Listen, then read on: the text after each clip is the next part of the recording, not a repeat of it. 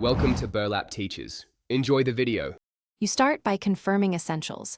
Make sure your phone and the TV or set-top box share the same Wi-Fi network and turn off any VPN. Grant the app permissions it requests, location and local network access, so discovery works. Open the Universal Remote app, tap the device category that matches your equipment, and hit search.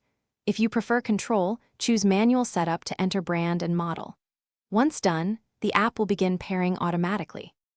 You now focus on pairing and tailoring controls. Start with the auto scan so the app cycles through known codes quickly. If nothing responds, switch to manual mode and select the brand or try code lists. Test power, volume, and input commands to confirm functionality, and rearrange or remove buttons to match your habits.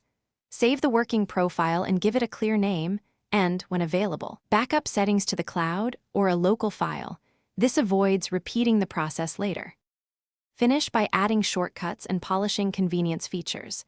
You can assign a macro to a single button, power on then switch input, and enable voice control or home screen widgets for one-tap access. Test any scheduling or automation rules so they fire as expected.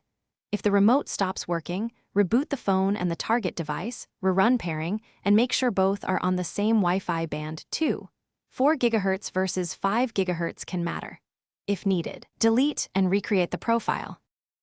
Thanks for watching. Consider subscribing if this video helped you.